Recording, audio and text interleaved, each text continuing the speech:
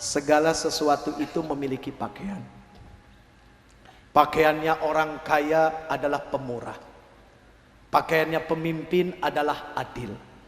Pakaiannya ilmu adalah amal. Dan pakaiannya perempuan adalah malu. Jangan kalian lepas pakaian malu kalian. Insya Allah mau kemana saja, di mana saja, dan duduk sama siapa saja, kalau kalian tidak melepaskan pakaian malu kalian, kalian akan selamat. Pakaian malu di sini apa? Apakah jilbab? Bukan, jilbab kewajiban. Tapi malu adalah akhlak dan adab. Berapa banyak sekarang manusia hilang malu, nggak punya akhlak, tidak punya adab, padahal katanya berilmu. Ilmunya tinggi tapi akhlaknya rendah. Ada orang katanya bodoh tapi berakhlak. Siapa? Rata-rata orang yang katanya dari kampung. Jangan sepelein orang kampung. Orang kampung itu hatinya luas, pikirannya terang. Lihat saja rumahnya pisahnya jauh-jauh. Tapi orang kota rumahnya dempet-dempet, makanya pikirannya sempit-sempit. Ya kebetulan saya tinggal di kota. Jadi polanya seperti itu, Pak. Aduh, ya Allah ya Karim, jangan sepelein. Kita balik lagi, sayang ya. Jadi pakaian malu kalian jangan dilepas. Malunya malu apa? Apakah malu kepada manusia? Tidak. Yang pertama adalah malu tauhid. Jadi malunya kepada Allah. Kalau malu kepada Allah, masya Allah. Kalau malunya hanya kepada manusia, kamu misalnya duduk sama cowok kamu nih. Mohon maaf ya zaman sekarang, Pak. Zaman sekarang kita udah tahu pacaran di Islam nggak ada. Ini kita kembali ke anak-anak remaja sebentar ya Pak. Soalnya yang hadir nih macam-macam. Kadang-kadang kalau yang remaja nggak diajak ngobrol, nanti dia ngobrol sendiri. Apalagi anak kecil tuh, bocah tuh. Kalau nggak diajak ngomong nanti dia ribut. Makanya jangan jauhin orang kecil. Orang kecil kalau dijauhin nanti bikin ribut. Nah begitu loh makanya. Jelas ya. Ini kenapa tepuk tangan? Ini ketahuan orang kecil semua nih. Aduh, nih orang gede nih. Nih orang gede nih baru nih kelihatan. Ini orang gede nih. Ini beliau pildacil. Ya ini lulusan pildacil waktu zaman Abraha. Haji Dedi ketawa. Aduh ya Allah. Jadi sayang ya, yang dimaksud malu di sini adalah apa? Bukan malu kepada manusia, tapi malu kepada. Kalau malu kepada manusia, mohon maaf. Ketika seorang perempuan duduk bersama seorang laki-laki, namanya laki-laki, mohon maaf Pak, kalau udah duduk berdua, aduh kreatifnya luar biasa. Itu tangannya senang menggambar kemana-mana. Laki-laki paling senang ngelukis di tubuh perempuan. Ngaku. Ya saya nggak mungkin suruh ngaku orang lain ya. Soalnya kalau saya bilang orang lain nanti dia marah, jadi penghalang kedekatan saya dengan Allah. Lebih baik contohnya diri sendiri. Yang tahu keburukannya saya, yang tahu bodohnya saya, yang mau marah juga saya. Tapi ketika orang dia tersinggung, aduh, bahaya. Ya, naudzubillah tsumma naudzubillahi min. Ketika kalian duduk dengan laki-laki, terus tiba-tiba laki-laki pengen megang, terus kamu bilang, apa sih? Malu tau. Nanti aja kalau di tempat sepi, alah, jangan. Kalau kalimatnya seperti itu berarti malunya kepada manusia.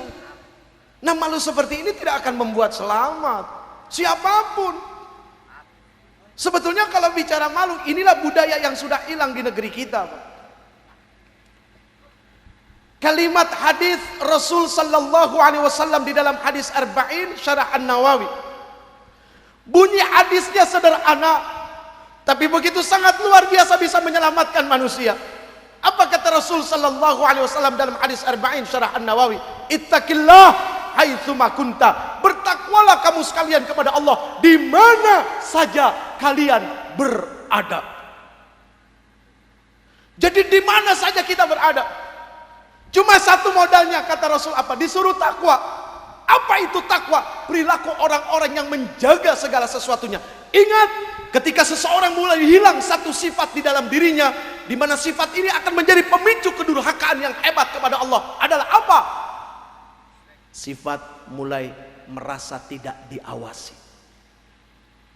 Kalau orang sudah kehilangan satu sifat ini, merasa tidak diawasi, maka akan memunculkan dan menjadi pemicu kedurhakaan yang hebat. Nah orang malu itu adalah orang yang merasa diawasi, selalu merasa ada kamera, Lihat praktek sholat. Kenapa Rasul mati-matian nyuruh kita sholat? Karena di dalam sholat ada kejujuran. Kita sholat zuhur 4 rakaat, mau rame, mau sendiri, mau ketinggalan, tetap 4 rakaat. Nggak akan mungkin dikorting 2 rakaat. Allahu Akbar, nggak ada orang 2 rakaat aja, nggak ada. Tetap 4 rakaat. Tuh sholat mengajarkan jujur. Kenapa? Karena di saat orang sholat, dia sedang merasa seperti ini dengan Allah. Ya, dia merasa seperti ini. Di luar sholat seperti ini. Terus ini orang pergi kemana diawasi. Ketika sholat begini. Makanya para kekasih Allah kemanapun pergi bukan begini tapi begini. Di mana mereka pergi di sana ada Allah. Makanya ittaqillah, ittaqillah, ittaqillah. Hai sumakunta di mana saja berada. Ini bukan cuma bicara tempat tapi bicara perilaku. Ketika di mana saja berada, berarti kan ada keterkaitan antara perilaku dengan tempat.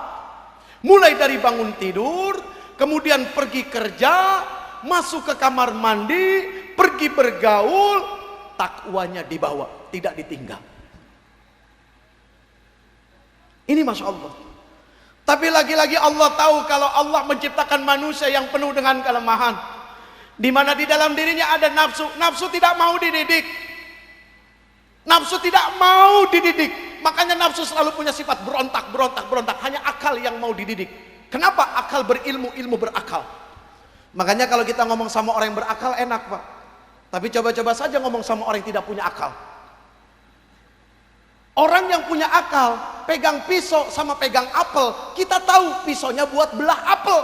Tapi kalau kita ngomong sama orang yang tidak punya akal, di kanan pegang pisau, di kiri pegang apel, belum tentu buka apel. Jangan-jangan kepala kita yang dibelah. Itu ngomong sama orang yang tidak berakal. Makanya akal di sini Masya Allah. Nah nafsu tidak mau dididik. Ya, nafsu tidak mau dididik, maka bekalnya adalah ittaqillah, bertakwa kamu kepada Allah di mana saja kamu berada. Karena Allah tahu kita adalah makhluk lemah. Kullu bani Adam khata'un. Ya. Apa kata Rasul?